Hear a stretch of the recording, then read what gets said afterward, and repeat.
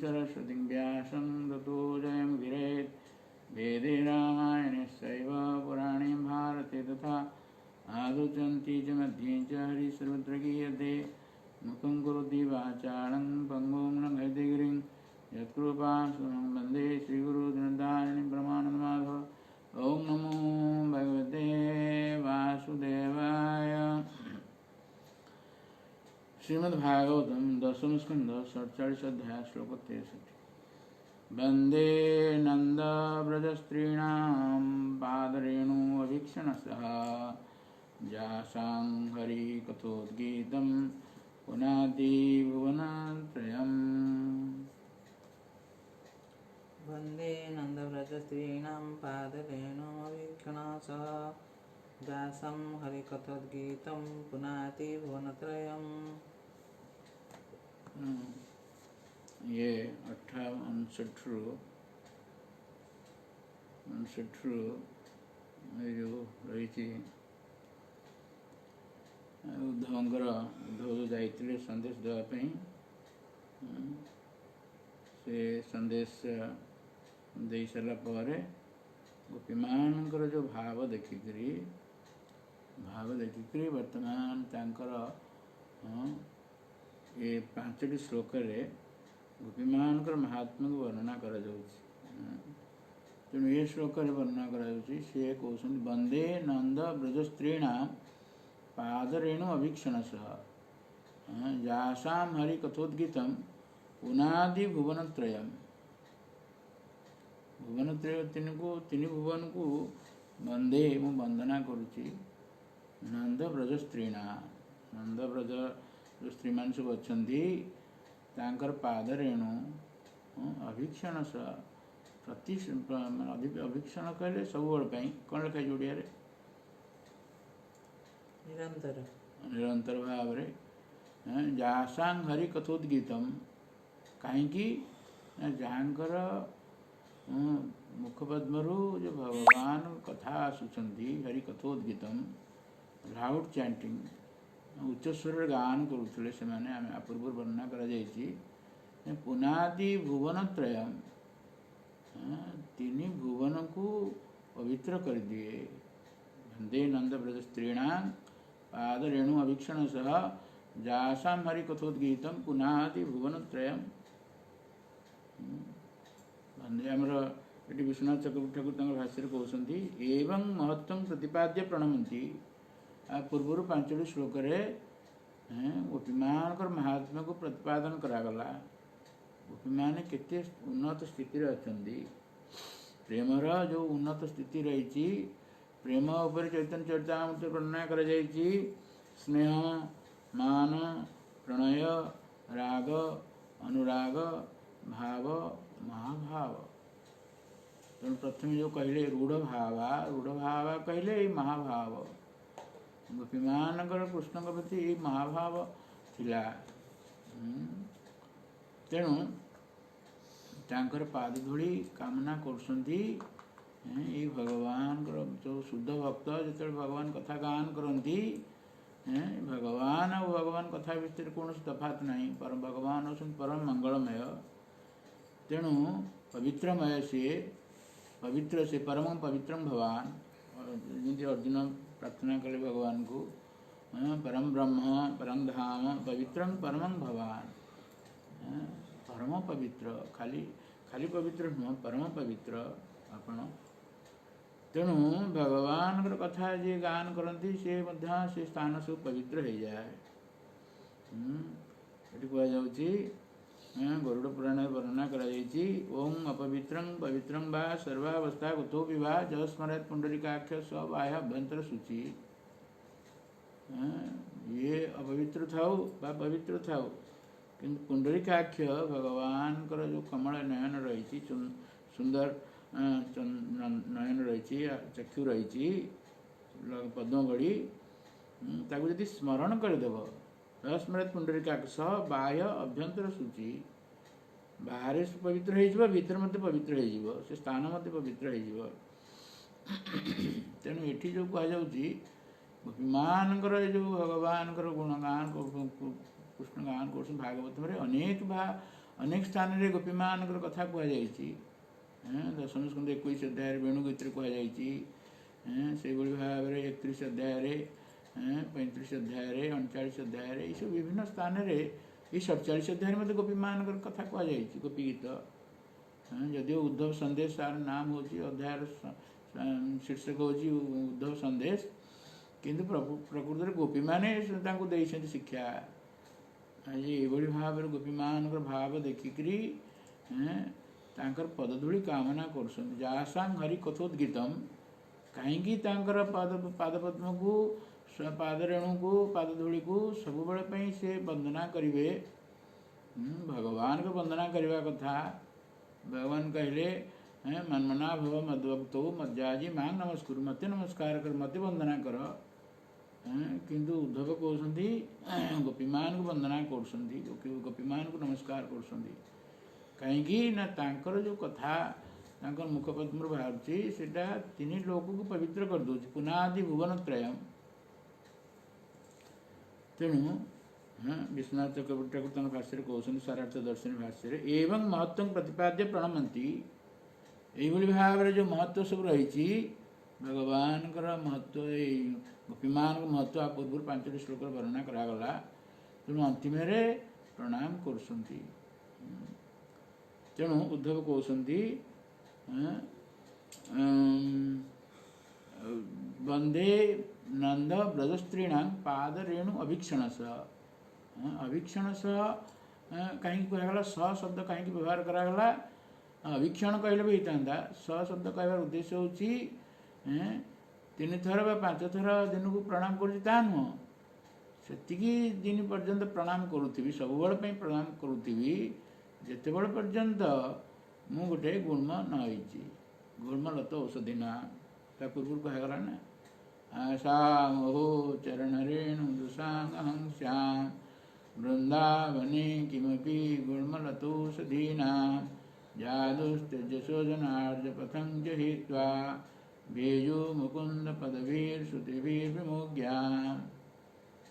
ତେଣୁ ଭଗବାନଙ୍କୁ ଏ ଯେଉଁ ପ୍ରାର୍ଥନା କରିଛନ୍ତି, ଯେତିକି ଦିନ ନ ହେଇଛନ୍ତି, ଯେତିକି ଦିନ ଜୀବନ ଅଛି ତାଙ୍କର, ସେତିକି ଦିନ ସେ ପ୍ରାଣ ସେଇଟାକୁ ତାଙ୍କର ପାଦରେଣୁକୁ ସବୁବେଳେ ପାଇଁ ନିରନ୍ତର ଭାବରେ ପ୍ରଣାମ କରୁଥିବେ। ପାଦରେଣୁ ଅଭୀକ୍ଷଣଂ ତତ୍ରାପି ସସ୍ପ୍ରତ୍ୟୟେନ ପ୍ରତିକ୍ଷଣମେବ ନ ତୁ ତ୍ରିକାଳଂ ପଞ୍ଚକାଳଂ ବିତ୍ୟର୍ଥ। ସ ଯେଉଁ ରହିଲା ଏଠି ପ୍ରତ୍ୟୟ, ଏଠି ଗୋଟେ ସ ପ୍ରତ୍ୟୟ ଗୋଟେ ଲାଗିଲା, ଅଭୀକ୍ଷଣ ସହ। ସ ପ୍ରତ୍ୟୟର ଉଦ୍ଦେଶ୍ୟ ହେଉଛି ଯେ 3 ଦିନ ବା 5 ଦିନ ଦିନକୁ ପ୍ରଣାମ କରିବି ତା ନୁହଁ। ଆମର ରହିଛି ଭଗବାନଙ୍କର ଯେଉଁମାନେ ଗୁଣଗାନ କରିବେ ସେମାନେ ପ୍ରଣାମ କରିବେ। ଆମର ଯେଉଁ ଷୋଡ଼ଗୋଷ୍ଠାମୀ ଷ୍ଟକରେ ବର୍ଣ୍ଣନା କରାଯାଇଛି କ'ଣ ନା କୃଷ୍ଣ କୀର୍ତ୍ତନ ନା କ'ଣ କୃଷ୍ଣ କୀର୍ତ୍ତନ ଗାନ ନର୍ତ୍ତନ ପରୌ। ଇଏ ଭଗବାନଙ୍କର ଗାନ କରୁଥିଲେ, ନର୍ତ୍ତନ କରୁଥିଲେ ଏବଂ ସବୁବେଳେ ପ୍ରଣାମ କରୁଥିଲେ। ନତିଭି କହିଲେ ପ୍ରଣାମ କରିବା। ଆମର ବର୍ଣ୍ଣନା କରାଯାଇଛି ଯେଉଁ ରହିଛନ୍ତି ଆମର ରାଧାକୁଣ୍ଡରେ ରହୁଥିଲେ କ'ଣ ତାଙ୍କ ନା ରଘୁନାଥ ଦାସ ଗୋସ୍ୱାମୀ, ଦିନକୁ କେତେ ବାର ପ୍ରଣାମ କରୁଥିଲେ।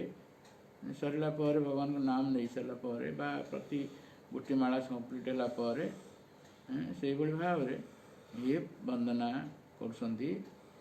3 ଦିନ ବା 5 ଦିନ ନୁହଁ, ଅଭୀକ୍ଷଣ ସବୁଦିନ ପାଇଁ ବନ୍ଦନା କରୁଛନ୍ତି। କିଭଳି ଭାବରେ ନା ଯେତେ ଦିନ ପର୍ଯ୍ୟନ୍ତ ସେ ପଞ୍ଚକାଳଂ ଯାବତ୍ ଅନାୟାସେନ ତତ୍ ପ୍ରାପ୍ତ୍ୟ ଅନୁକୂଳ ତୃଣାଦି ଜନ୍ମ ଭାଗ୍ୟଂ ମେ ନାଭୂତ ଇତି ଭାବ।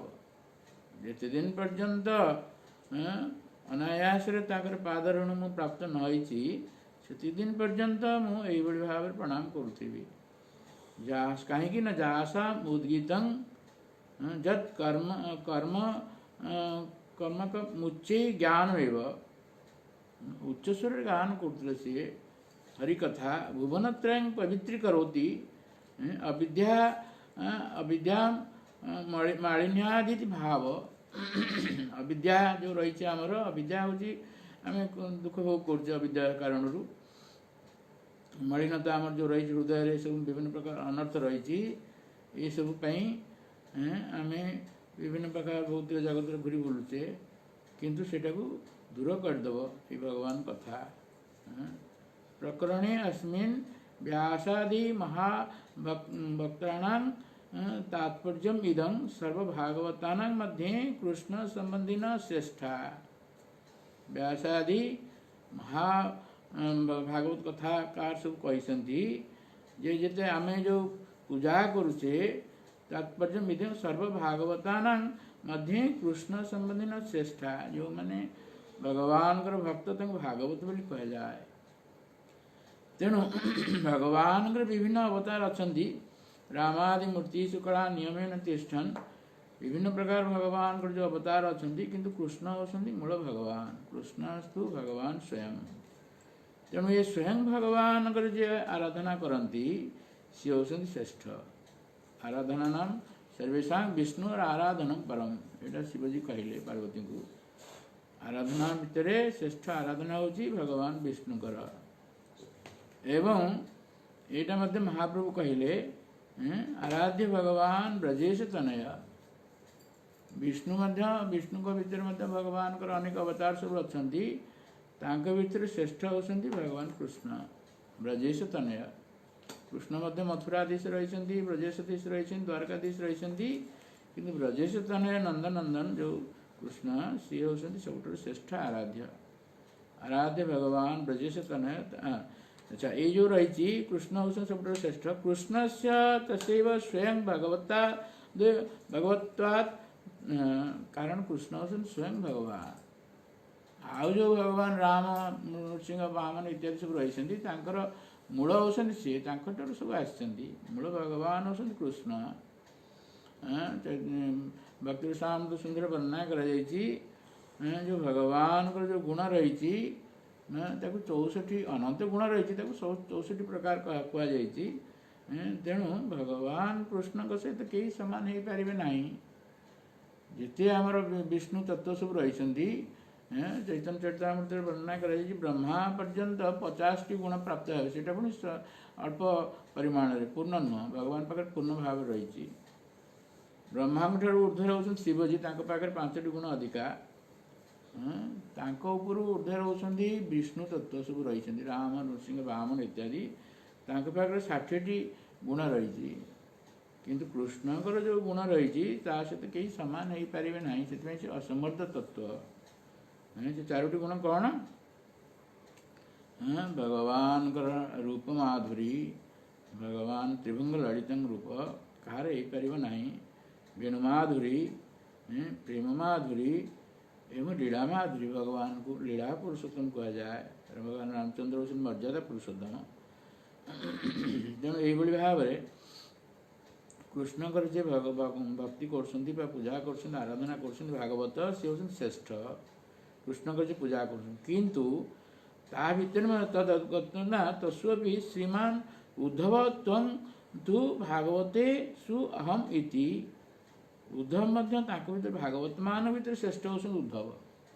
कारण यहाँ भगवान निजे कही श्रीमद भागवतम रे कहते केते यहाँ कहला स्वयं भगवान यहाँ कही 11, 16, 29 रे भगवान कहते भगवान भागवत मान भितर त्वं तु भागवते सु अहम इति। त्वं तु भागवते सु अहम भागवत मान भितर तमें होच सब श्रेष्ठ। भागवतु अहम आयाम उद्धव अहम कहले मुझे उद्धव मुझे से उद्धव भागवत मान भितर मुझे उद्धव। 16 अध्याय भगवान जो विभूति योग विषय कहुई भगवत भगवद्गीता 10म अध्याय 11 अध्याय 10म अध्याय विभूति योग रही से भाव में विभूति योग 11 स्कंद 16 अध्याय कहुई। एवं पुणी तृतीय स्कंद 4th अध्याय 31 श्लोक भगवान निजे कही नोद्धव अणुअपि मन्यूनो। गोटे संदेश देते बद्रीनाथ रे यहाँ उद्धव कहते विदुर को। तेणु से संदेश रे से कहते नो उद्धव अणुअपि मन्यून। उद्धव हाथ में संदेश दे बद्रीनाथ को भगवान चलीगला भगवान उद्धव को पठेले तुम जाओ बद्रीनाथ को जाओ गोटे चिठी लिखिकी देइछन्ति यहाँ विश्वनाथ चक्रवर्ती ठाकुर तादेर कहते हास्ୟରେ नो उद्धव अणु अपि मन्यून ये श्लोकटी मध्य अच्छी भागवतम उद्धव मो ठारू अणु अपि अणुमात्र न्यून नुहति ये भगवान को भली सी भागवत भगवान कहले उद्धव तमें मोर जिते प्रिय आउ कई मोर एत प्रिय नुहति जो एकादश स्कंद 14 अध्याय भगवान कहले न तथा में प्रियतम आत्मजोनि न शंकर न संकर्षण न श्री नैवात्मा च तथा भगवान जो रही उद्धव तुम मोर जिते प्रिय एमती कि मोर पुत्र ब्रह्मा मोर प्रिय नुह संकर्षण मोर प्रिय नुह शिवजी मोर एत प्रिय नुह एमती कि मोर पत्नी लक्ष्मी मध्य मोर एत प्रिय नुह एमती मोर आत्मा मध्य मोर एत प्रिय नुह जिते तुम मोर प्रिय तेणु ये आम जाना उद्धव स्थिति कौटी उद्धव कौ पोजिशन रही किंतु यही भाव में उच्च स्थिति थी दशम स्कंद 46 अध्याय मत वर्णना कर उद्धव स्थिति कौन ना उद्धव एटा को सुखदेव गोस्वामी कहते उद्धव होती विष्णा प्रवर मंत्री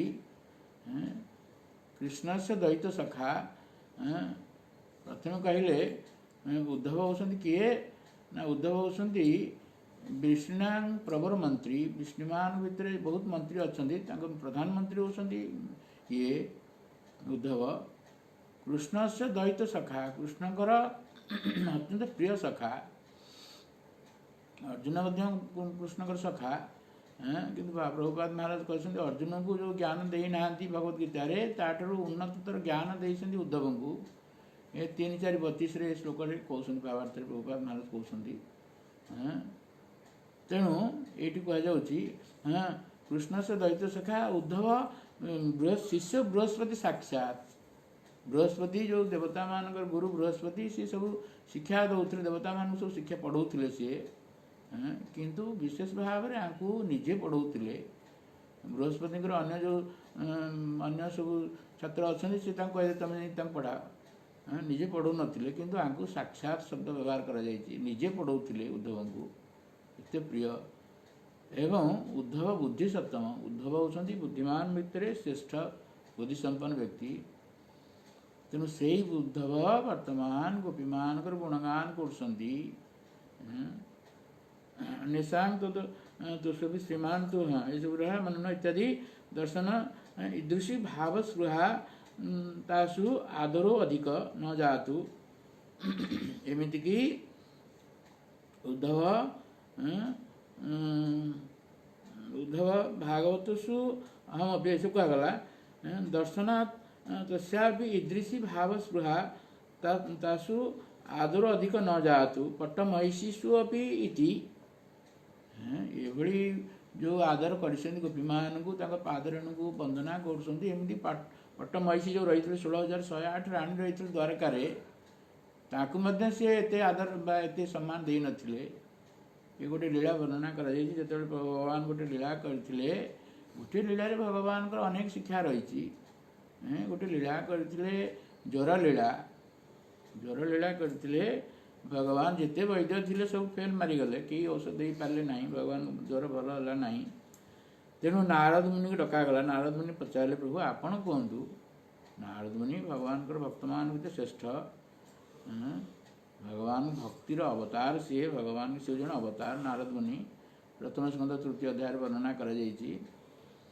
तेणु नारद मुनि पचारे भगवान को आपण केमिति भल हे आपण कहतु तेणु भगवान कहले मोर भक्त मान पाद धूली जदि मो मस्तक लगेबी ताले मु भल हो मोर ज्वर भल हो तेणु भगवान नारद मुनि सब करके द्वारकार जो रही महिषी मैंने रही 16,108 राणी पाखु जाइए से मना करदे तापर जो वृंदावन गले वृंदावन गोपी मैंने सब देदे पादरणी मस्तक लगे कृष्णकर ज्वर भल हो गला तेणु कहुच्छी एटी आदर कर पट्टमहिषी मान तासां चरण कमल नानुगमनीय तथापि श्री राधाया इति श्री वैष्णव तोषणी ये आमर सनातन गोस्वामी एटा कहते विश्वनाथ चक्रवर्ती ठाकुर उद्धार कर सनातन गोस्वामी ये भाव कथा सब रही सनातन गोस्वामी आदर ये कर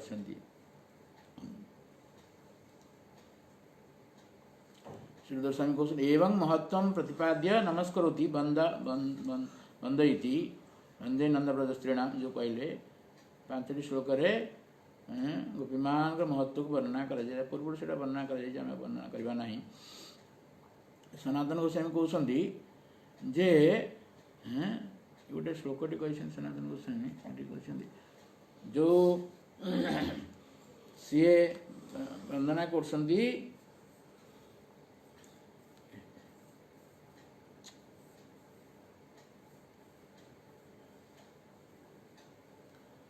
सी जो वंदना कर गोपीमान पादरण को मुझे पादरण को वंदना करुच्ची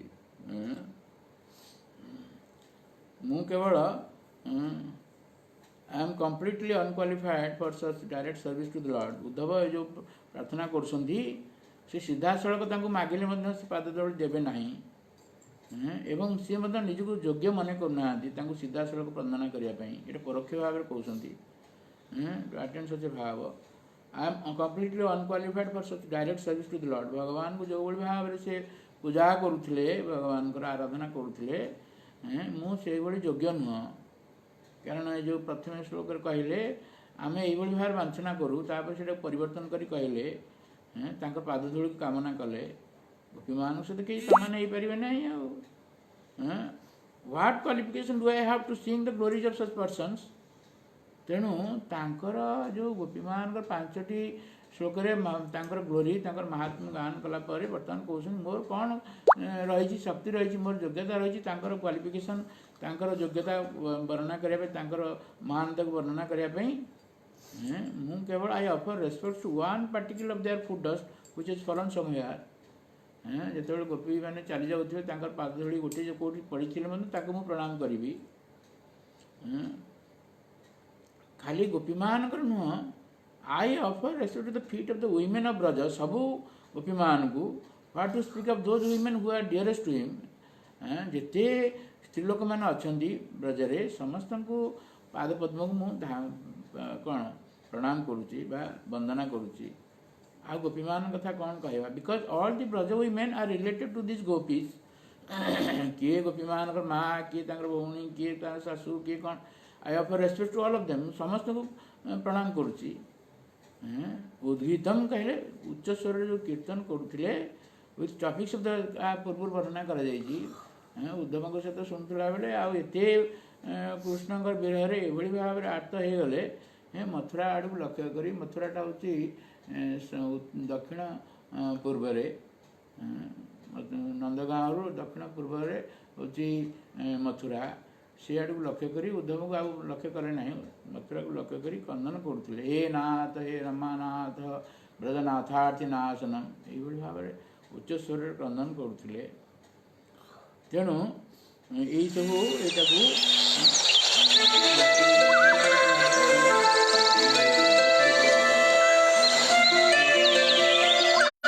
जो ब्रह्मा सृष्टि करते 5 प्रकार अविद्या सृष्टि करते तम मोह महातम ये सब विभिन्न प्रकार 5 प्रकार अविद्या रही सृष्टि कर समस्त अविद्याग्रस्त रही आगुरी आगुरी जे 10:46 कहुई उद्गायती नाम अरविंदलोचनम व्रजांगनानाम दिव्यम अस्पृशध्वनि दध्नश्च निर्मंथन शब्द मिश्रितो निरस्यते येन दिशा अमंगलम आ पूर्व अध्याय वर्णना कर जिते उद्धव जाकि प्रथम संदेश देले नंद महाराज को यशोदा महाराणी को प्रथम 10:46 अध्याय से वर्णना कर तेणु जिते राति पाईगला नंद महाराज शोक दूर है ना आहरी बढ़ीगला जहाँ भी राति पाईगला तेणु उद्धव आसीगले स्नान इत्यादि करने से समय वर्णना कर गोपी मैंने सका उठी वंदना वंदना सारी ये दधि मंथन करुले जो मंथन द्वारा जो शब्द द्वारा निरस्यत जेन दिशा अमंगलम समग्र 10 ଦିଶ ଯେଉଁ ରହିଛି, 4 ଦିଗ ରହିଛି, ପୂର୍ବ ପଶ୍ଚିମ ଦକ୍ଷିଣ ଉତ୍ତର ଇତ୍ୟାଦି 4 କୋଣ ରହିଛି, ବାୟୁ ନୈରୁତ ଇତ୍ୟାଦି, ଈଶାନ ଅଗ୍ନି ଇତ୍ୟାଦି, ଏବଂ ଉପର ତଳ ଏମିତି 10 ଦିଗ ଯେଉଁ ରହିଛି, ସବୁ 10 ଦିଗର ଅମଙ୍ଗଳକୁ ଦୂର କରିଦେବ। ଭଗବାନ ହେଉଛନ୍ତି ମଙ୍ଗଳମୟ। ମଙ୍ଗଳଂ ଭଗବାନ ବିଷ୍ଣୁ ମଙ୍ଗଳଂ ଗରୁଡ଼ଧ୍ୱଜ ମଙ୍ଗଳଂ ପୁଣ୍ଡରୀକାକ୍ଷଂ ମଙ୍ଗଳଂ ପୁରୁଷୋତ୍ତମ। এটা ବର୍ଣ୍ଣନା କରାଯାଇଛି, ତେଣୁ ଆମେ ଏଇଟା କହିବା ନାହିଁ। They sound loudly as if it was topic of the lord. ଭଗବାନ କଥା କହିଲା ଭଳି ସେମାନେ କହୁଥାନ୍ତି। They sang loudly with glorification of the lord. ଭଗବାନଙ୍କର ଗୁଣଗାନ କରୁଛନ୍ତି। ଆଉ they are singing was Hari କଥା। ତାଙ୍କର କଥା ହେଉଛି ଯେଉଁ ଗୀତ ଗାନ କରୁଥିଲେ ସେ ହରି କଥା। I should sing their glorification. ତେଣୁ ତାଙ୍କର ସେମାନେ ହେଉଛନ୍ତି ପ୍ରକୃତରେ ବନ୍ଦନୀୟ। ଆମର ଭୌତିକ ଜଗତରେ ଅନ୍ୟକୁ ପ୍ରଶଂସା କରାଯାଉଛି, ଭାଗବତ ବର୍ଣ୍ଣନା କରାଯାଇଛି, ଏମାନେ ସବୁ ପଶୁ। ସ୍ୱବିଟ୍ ବରାହ ଅଷ୍ଟ୍ର ଖରେଇ ସଂସ୍କୃତ ପୁରୁଷ ପଶୁ ନ କର୍ଣ୍ଣପାତ ପେଦ ଯାତୁ ନାମ ଗଦାଗ୍ରଜ। ଆମର ଭୌତିକ ଜଗତରେ ସବୁ ବିଭିନ୍ନ ପ୍ରକାର ସବୁ ଦିଆଯାଉଛି, ସମ୍ମାନ ଦିଆଯାଉଛି, କେତେ କ'ଣ ଦିଆଯାଉଛି, ନୋବେଲ ପ୍ରାଇଜ୍ ଇତ୍ୟାଦି କେତେ କ'ଣ ଦିଆଯାଉଛି। କିନ୍ତୁ ଭାଗବତମର ଅନୁସାରେ 2ୟ ସ୍କନ୍ଧ 3ୟ ଅଧ୍ୟାୟରେ ଏଇଟାକୁ ସୌନକ ଋଷି କହିଛନ୍ତି। ଏ 4 ପ୍ରକାର ପଶୁକୁ କୁହାଯାଇଛି। ଏମାନେ 4 ପ୍ରକାର ପଶୁ। ଏହା ଭିତରେ କେଉଁ ପଶୁ କାଟେଗୋରୀରେ ସେତେ ଜଣାଇ ପଡ଼ିବ। କିଏ କିଏ? କହିଲେ ଶ୍ୱାନ। ଶ୍ୱାନ କହିଲେ ଆଉ ଗୋଟେ କୁକୁର ଯଦି ଆସିଗଲେ ସେ ଭୁକିବ, କହିବ ଏ ମୋର ଏରିଆ, ତୁ କାହିଁକି ଆସିଲୁ। ତେଣୁ ଆମର ପ୍ରକୃତି ହେଉଛି ଏଇଭଳି ଭାବରେ। ଏଇ ଯେଉଁ ବିଷା ଫିସା ସବୁ ରହିଛି, ଏ ଶ୍ୱାନ ପ୍ରକୃତି ପ୍ରଭୁପାଦ ମହାରାଜ କହନ୍ତି। ବିଡ୍ ବରାହ ଯେଉଁ ରହିଛି, ଘୁଷୁରୀ ଖାଇବାରେ କୌଣସି ରେଷ୍ଟ୍ରିକ୍ସନ୍ ନାହିଁ, ବିଷ୍ଠାକୁ ବହୁତ ଆନନ୍ଦରେ ଖାଇବ। ସେଇଭଳି ଭାବରେ ତାର ସବୁ କଥା ସବୁ ରହିଛି। ତେଣୁ ଆମର ସେଇ ପ୍ରକୃତି ରହିଛି। ସ୍ୱବିଟ୍ ବରାହ ଅଷ୍ଟ୍ର। ଓଟ ହେଉଛି ମରୁଭୂମିରେ ଯେଉଁ କଣ୍ଟା ଗଛ ଖାଇକିରି ସେ ତାର ଶରୀରରୁ ଯେଉଁ ଜିହ୍ୱାରୁ ରକ୍ତ ବାହାରେ, ସେ ନିଜ ରକ୍ତକୁ ଟେଷ୍ଟ କରିକି ଆନନ୍ଦ ତାକୁ ଲାଗେ। ଭୌତିକ ଜଗତ ଲୋକମାନେ ସେଇଭଳି ଭାବରେ ଆନନ୍ଦ ପ୍ରାପ୍ତ ହେଉଛନ୍ତି। ଗଧ ତାର ମାଲିକର ବହୁତ ପ୍ରକାର ବୋହିବ, ଜିନିଷପତ୍ର ବୋହିବ, କିନ୍ତୁ ତାର କାହିଁକି ବୋହିବ ନା ଦିନ ରାତି ପରିଶ୍ରମ କରିବ କାହିଁକି ନା ଯଦି ପରିଶ୍ରମ ନ କରିବି ସେ ଭାବିବ ମୋତେ ଖାଇବାକୁ କେଉଁଠି ମିଳିବ। ମାଲିକ ଖାଇବାକୁ ଦେଇପାରିବ 2 ବିଡ଼ା ଘାସ, ଆଉ କିଏ ଦେଇପାରିବ? ଯଦିଓ ଘାସ ସବୁଠାରେ ଅଛି। ସେଇଭଳି ଭାବରେ ଆଜିକାଲିର ଯେଉଁ ବର୍ତ୍ତମାନର ଯେଉଁ ଯୁଗରେ ଯେଉଁ ରହିଛନ୍ତି ଲୋକମାନେ ଏଇଭଳି ଭାବରେ ପଶୁ। ନ ଯତ୍ କର୍ଣ୍ଣପଥ ପେତୋ। କିଏ ପଶୁ କିଏ ମନୁଷ୍ୟ? ଯାହାଙ୍କର କର୍ଣ୍ଣରେ ଭଗବାନ କଥା ଆସୁନାହିଁ। ଲକ୍ଷ କୋଟି ଟଙ୍କା ରୋଜଗାର କରୁଛନ୍ତି, ଦିନଠୁ ରାତି ପର୍ଯ୍ୟନ୍ତ କଟୁଛନ୍ତି, ସବୁ କରୁଛନ୍ତି, ଭଗବାନ କଥା କର୍ଣ୍ଣରେ ପଶୁନାହିଁ। ସେମାନେ ପଶୁ।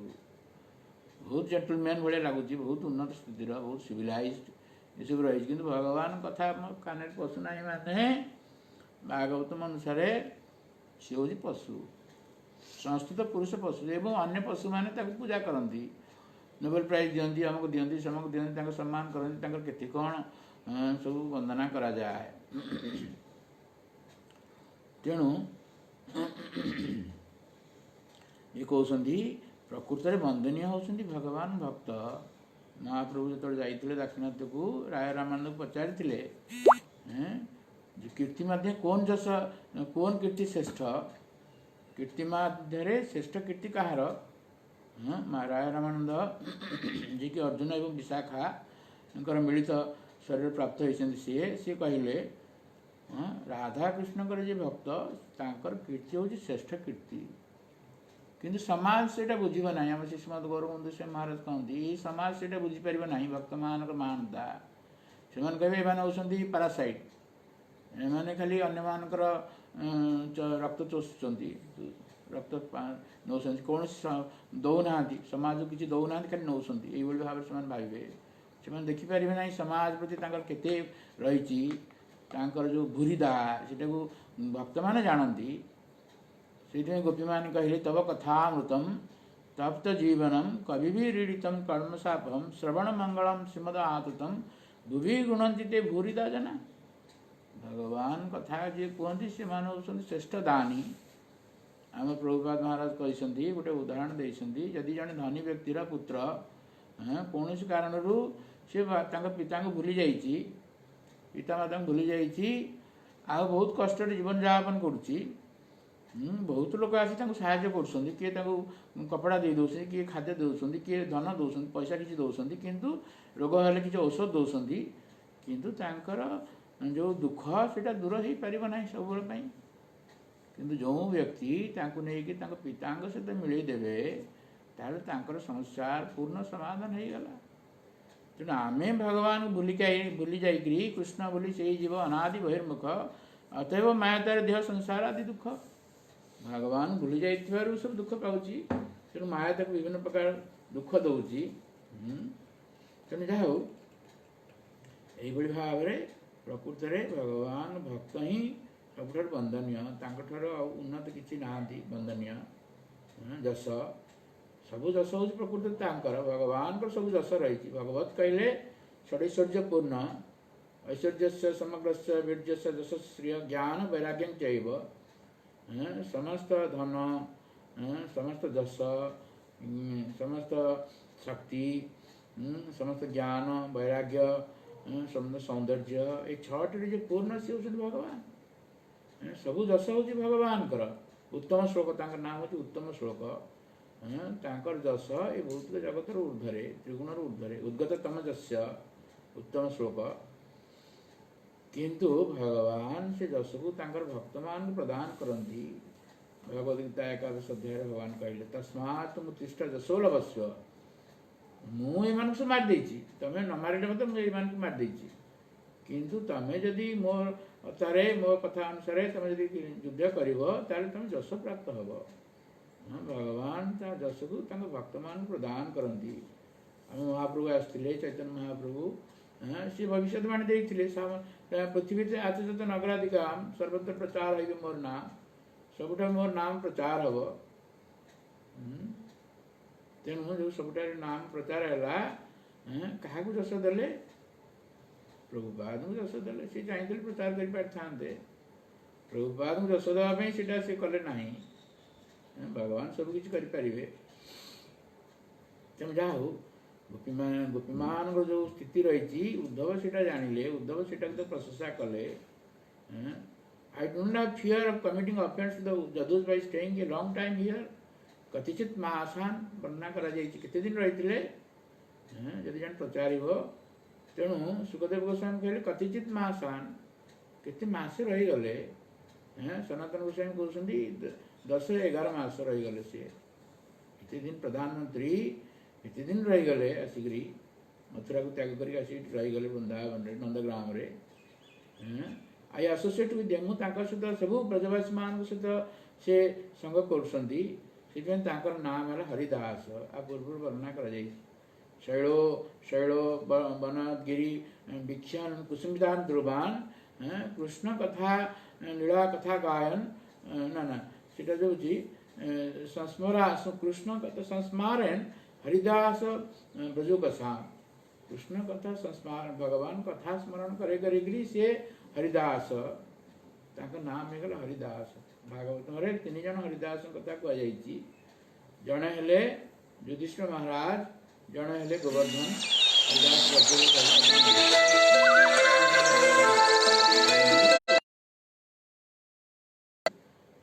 ତେଣୁ ସେ କହିଲେ, though is directly meeting the gopis, he express himself indirectly with Nanda Braj ସ୍ତ୍ରୀଣା। ସେ କ'ଣ ପ୍ରତ୍ୟକ୍ଷ ଭାବରେ କହିଲେ ନାହିଁ, ଏ ଗୋପୀମାନେ ମୁଁ ଆପଣଙ୍କର ତମ, ଗୋଟେ ପ୍ରଥମ ଦିନ କହିଲେ ତମ ବୋଲି କହିଥିଲେ, ଜୁଏମ୍ କହିଥିଲେ, ତାପରେ ଭଗବାନ କହିଲେ, ଆପଣ ବୋଲି କହିଲେ। ତେଣୁ ସେ ସିଧାସଳଖ କହିଲେ ନାହିଁ, ମୁଁ ଆପଣମାନଙ୍କର ପାଦପଦ୍ମକୁ ବନ୍ଦନା କରୁଛି, କହିଲେ ନାହିଁ। ନନ୍ଦ ବ୍ରଜ ସ୍ତ୍ରୀଣା ପରୋକ୍ଷ ଭାବରେ କହିଲେ, କାହିଁକି? ତାଙ୍କ ପାଖରେ ତ ରହିଛନ୍ତି, ସେଠି କହିଥାନ୍ତେ ଆଜ୍ଞା ପ୍ରଣାମ, କାହିଁକି କହିଲେ ଏଭଳି ଭାବରେ? ଇଣ୍ଡିକେଟ୍ ଦେୟାର ଗ୍ରେଟ୍ ପୋଜିସନ୍, ତାଙ୍କର କେତେ ଉନ୍ନତ ସ୍ଥିତି, ଆମେ କେତେ ନିଚ ସ୍ତରରେ। ସିଧାସଳଖ କଥା କୁହାଯାଏ ନାହିଁ, ଯେଉଁମାନେ ଉନ୍ନତ ସ୍ଥିତିରେ ଅଛନ୍ତି ଆପଣ। ତେଣୁ ଗୋଟେ ଅନ୍ଧାର ହେଉଛି ନା, ଚଳିବ।